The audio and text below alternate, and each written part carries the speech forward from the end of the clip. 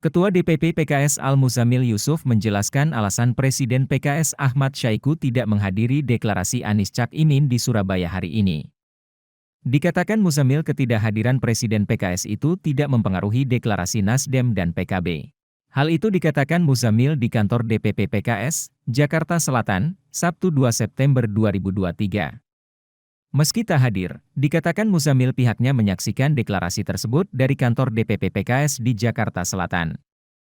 Muzamil melanjutkan, Capres Anies Baswedan juga menerima masuknya PKB, dan PKS menyambut hal tersebut dengan tidak mengurangi rasa hormat terhadap apa yang telah berlangsung di Surabaya.